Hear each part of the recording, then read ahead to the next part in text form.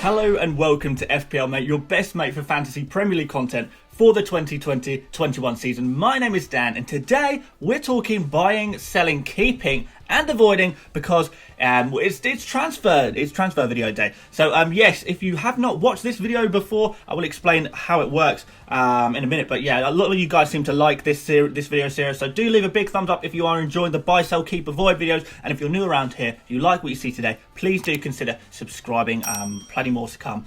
And yeah, let's push those subscribers on 50,000 by New Year, by Christmas maybe. Let's see what we can do. But like I said, first of all, let's explain the rules of this video. So we're going to be talking about 4 categories of players. Players who you would like to buy, which are players that you probably don't have, but you should probably consider bringing in. Players that you should sell, that you probably already have these players, but you should consider removing them. Keep players, which are players you probably have, but you should also keep, even though some people might be saying, might be starting to remove these players. I'll try and advise you to keep them. And then avoid players that you probably don't have, but you should probably also avoid. So yeah, basically in these videos, I'll try and help you get on some good bandwagons, try and avoid some bad bandwagons, and yeah, just try and make the best transfer decisions possible. So let's have a quick look at how we got on last week.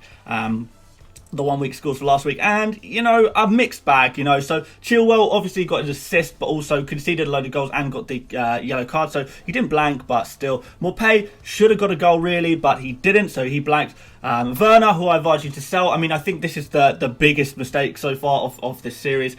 Yeah, so I can only apologise to you guys who did sell Werner. If you did go for Kane, as I suggested, though, they got the same point, so I guess it balanced out.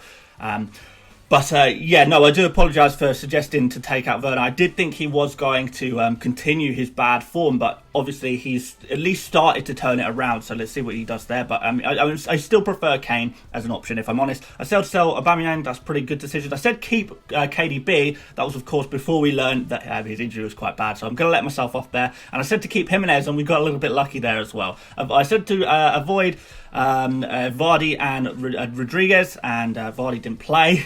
And Rodriguez, he only got 4 points, which, I said I wasn't expecting huge things from James Rodriguez, just because he'd not had very much rest time. He'd just come off international journey, had like 2 days rest, and then, he's halfway across the world as well. So we let him off for his 4 points this game week. But let's move on to this week's, and we'll try and identify, I guess, the best players from each category. And then we can go from there. Let's start off with some buys. So my first buy is Harry Kane. I think probably the most obvious transfer or most obvious buy of this game week. So much so I kind of feel bad about suggesting him, just because you guys probably knew about this already.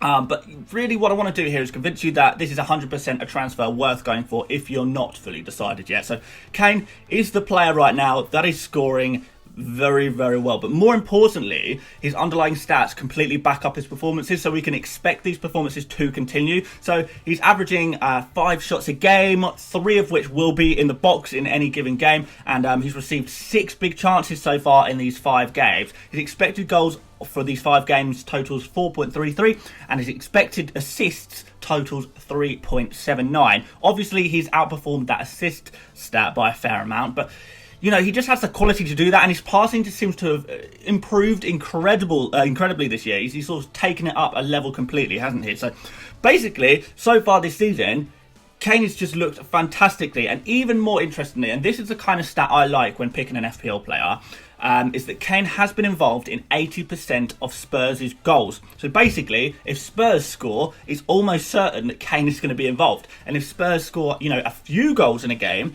then just like they have done in the last few games, for example, that means that Kane is going to be hauling. If, Spurs scoring 2-3 goals in a game, Kane's going to be involved in 80% of those goals. He's getting a nice big score. What I like about Kane as well is that you can very nicely pair him with Son in your fantasy team. And if one scores points, it's pretty likely that the other one will too. So you've got double bubble there. They're combined really well on the field, and I really like it. And so basically, if you have those two guys and Spurs score even once in a game, you've got that covered. You're going to be smashing the points, and you're doing really well. So Spurs have got a struggling Burnley side next. Then they play Brighton, who, they usually focus on outscoring the other team rather than try and keep it tight at the back. And then they play West Brom. We all know about West Brom.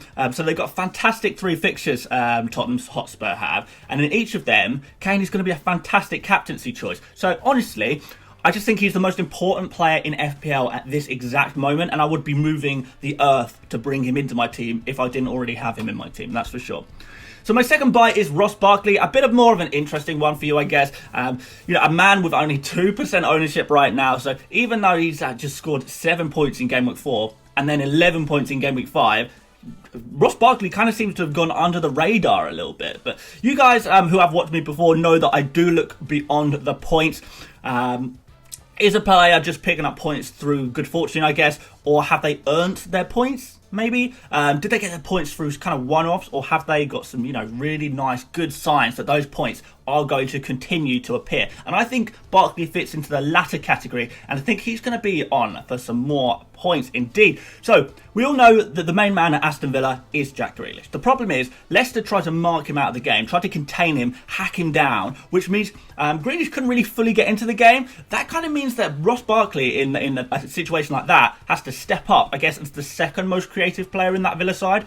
But honestly, it's not even his creativity that I've been impressed by, Barkley. It's kind of his positioning. So his average position is basically as a second striker, playing almost as high up the pitch as Ollie Watkins. A lot of the time he's playing further forward and in kind of more dangerous positions than even Jack Grealish. And this means he's going to get the opportunities to score, and he's already scored twice in 2 games for Villa.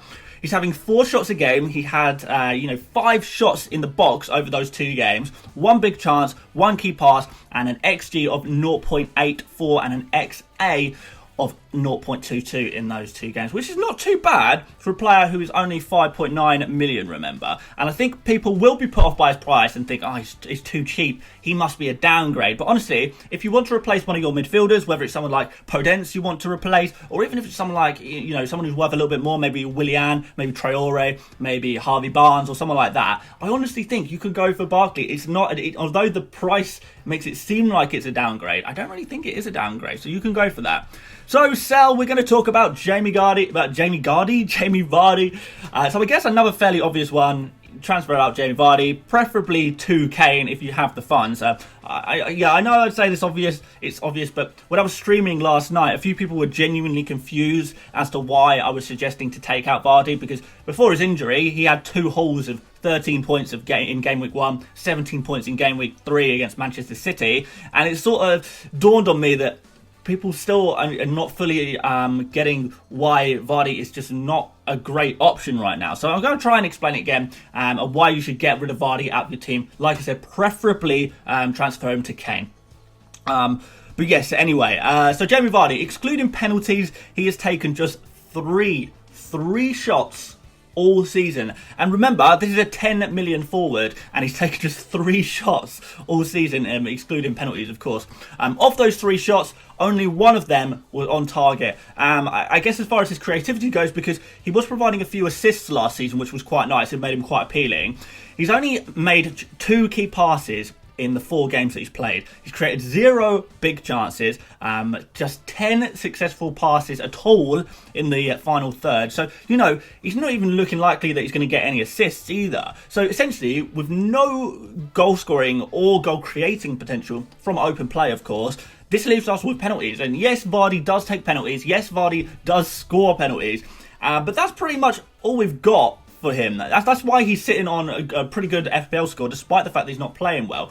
Just penalties, really, isn't it? But we know that with penalties, it's kind of not really sustainable. Penalties have already started to dry up a little bit in terms of the general Premier League. Leicester aren't getting in as many, those good positions over the last couple of games that could lead to them receiving penalties. So yeah, I just don't think Vardy is going to be getting so many points from here on, especially for his price tag. And to make things worse, we know that he's kind of nursing a recurring injury, I guess. So overall, sell, and buy Harry Kane. So finally, for my sells, I've got Reece James written down here. So despite a strong start with that assist and the goal in Game Week 1, it does look like Reece James has lost his spot to the now fit Azpilicueta. We always knew buying James was a bit of a risk. We said that right from the start, didn't we, really? And, he was never guaranteed a starting spot. But I think after 2 game weeks on the bench, we can maybe start to think, okay, maybe he is too much of a risk. He's kind of just lost his place completely. Because I do think Lampard does prefer Azpilicueta kind of for his experience and his a little bit more defensive solidity, I guess. There may be a bit of rotation. There probably will be a bit of rotation. Reece James might even become a regular at some point in the season. But right now, he's just not reliable. 5 million as well, so it's not even like he's a super cheap guy. So it's time to sell, I think. A couple of defenders that I kind of like the look of to replace Reece James are Digne, Chilwell and Saiss. If you have a little bit of money in the bank, perhaps you want to do a little bit of an upgrade. Or if you would prefer to downgrade, maybe go for Konsa, Matt Targett, or maybe even Vladimir Koufal at West Ham. If you fancy doing something a little bit different, being a little bit cheeky, you go for Vladimir Koufal. So for those of you guys who will be looking for Van Dijk replacements as well, I may as well say now, those players I just mentioned are also the kind of players I'd be looking at if I wanted to replace Van Dijk.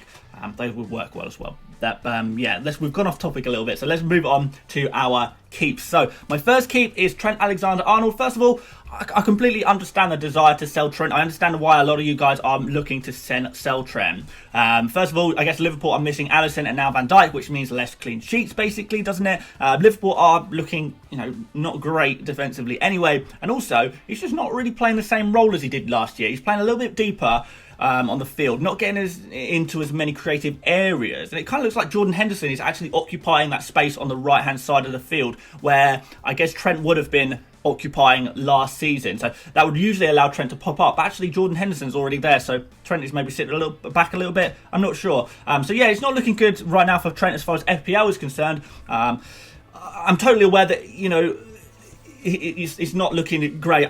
If I'm on a wild card or making transfers in, he's not going to come into my team. He's not going to come into my team. I go for Robertson over him 100% of the time.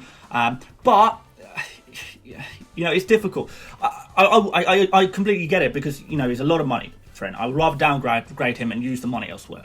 But, and there is a but, there's got to be a big but when I've just done that whole prologue.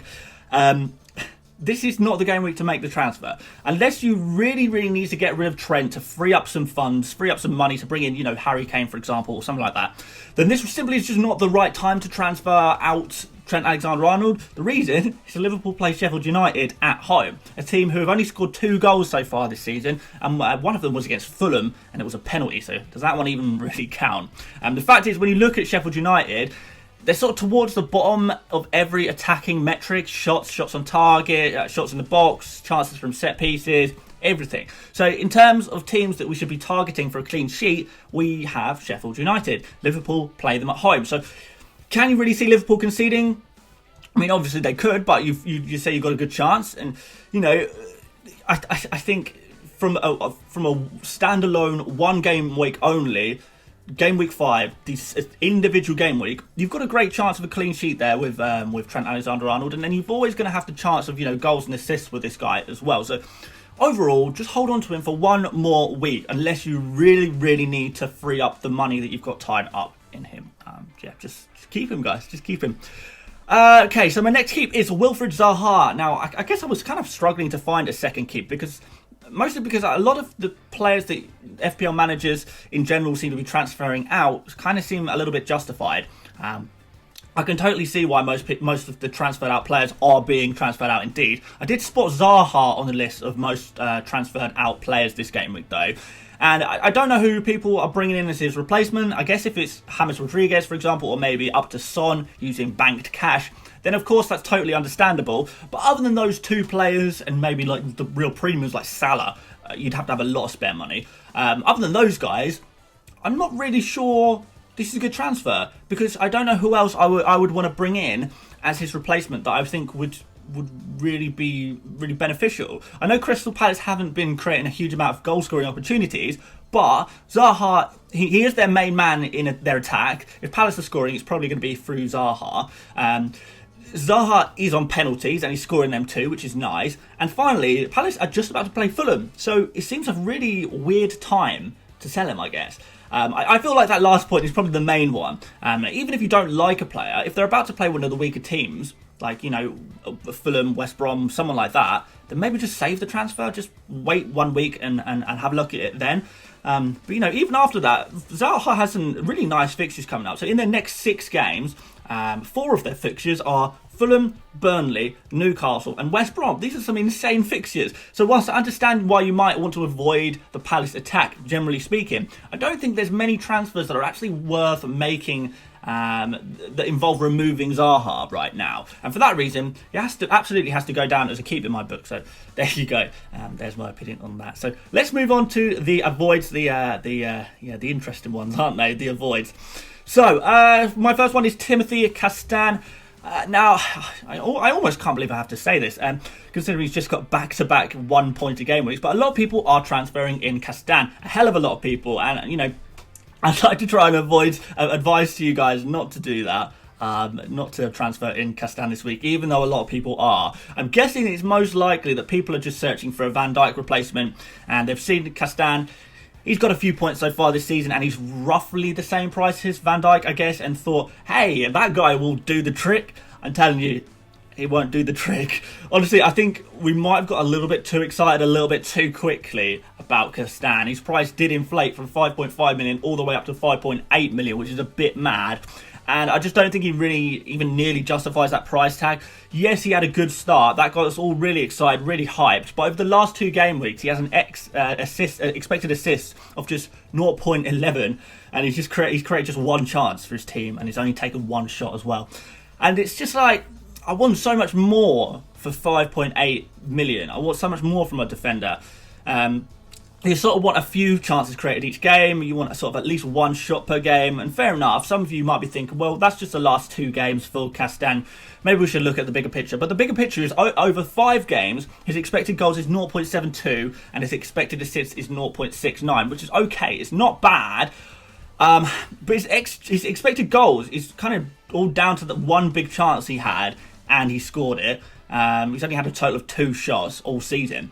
And his expected assist is massively inflated by him winning a penalty that Vardy converted a few weeks ago. So, you know, I understand that his stats, you know, they're not terrible, but I don't think they're quite as good as some people might think. Chilwell, for example, at 0.3 million cheaper, has bettered those stats in just 2 game weeks. Kyle Walker-Peters, Luke Ayling, Stuart Dallas, Tariq Lamptey, all of these guys' stats over 5 game weeks are better than what Castan has offered at 1.3 million cheaper. So these guys are better options at far less money. So overall, I just think that's just because there's far better options than Castan, therefore he has to be an avoid for me. So let's move on to my final one, and I'm not looking forward to telling you this one, guys, but I gotta be honest on my channel and tell you my thoughts on everything FPL, and yeah, this will be a very popular question. So Max Kilman is gone down as an avoid. You weren't expecting that, were you?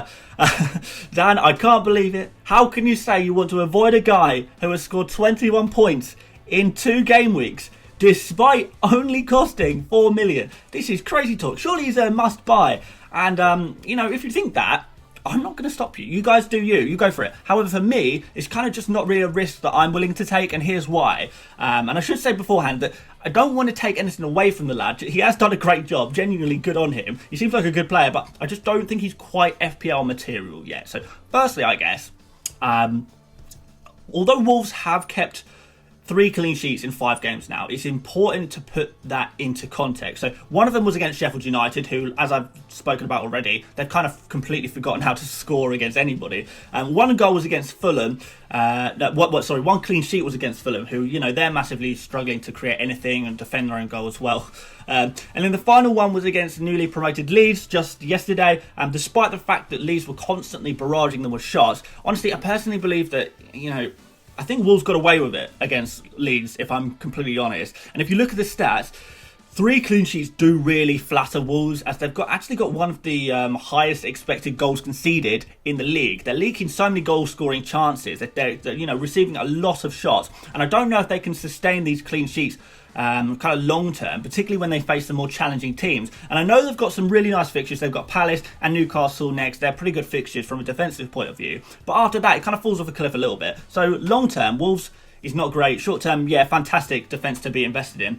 But talking about the Wolves defence in general. Let's talk a little bit more about Kilman. So Kilman, perhaps you would be looking for attacking contributions.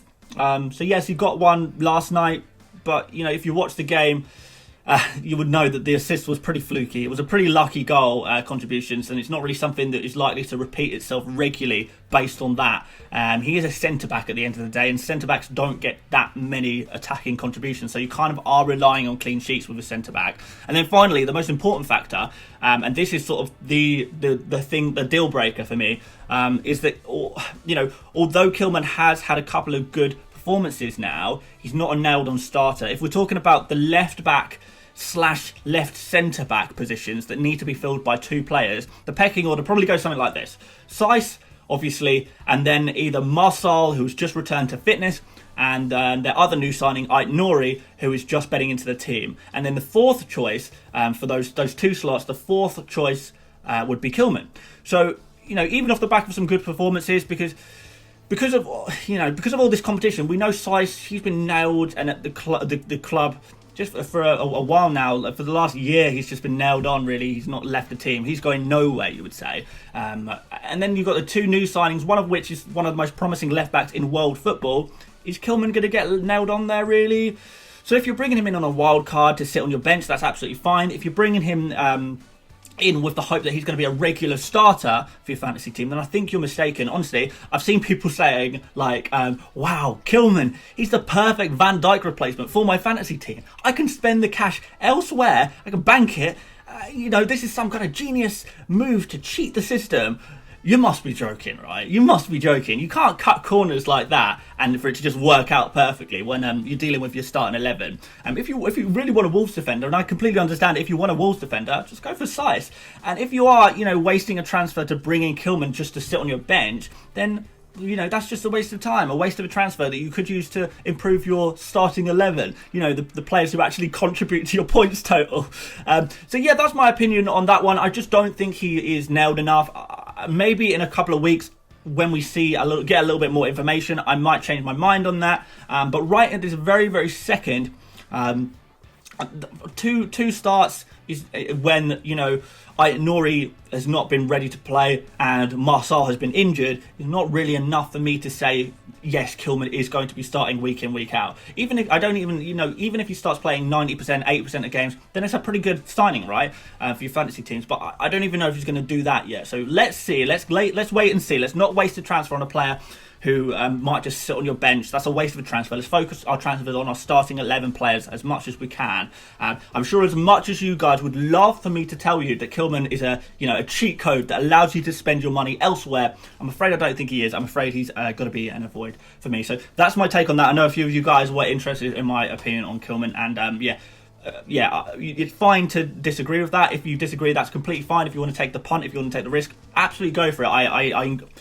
You've got to play your own game at the end of the day. FPL is about differing opinions. That's what makes things interesting. And that's my one on that one. So there you have it. Those are all of my buys, all my sells, all my keeps, all my avoids. Thank you so much for watching this video. Remember, we have got European football this game week, so try and leave your transfers a little bit later than usual, just in case there's sort of any midweek injuries. You never know; they do happen from time to time. And aside from that, thank you so much for watching. Make sure you subscribe if you haven't done already. Make sure you like the video if you did enjoy what you saw today. And then in the description, if you want to go check out my social medias, my Twitter, my Instagram, join my mini league or support me on Patreon, you can go do that. All the links are in the description. And aside from that, I will see you on tomorrow's video when we will be talking about my team selection and any potential changes to my team that I might be making, and some early thoughts on captaincy as well. And I'll do that tomorrow. So I do hope to see you then. But until then, I'll see you later, mates. Bye bye.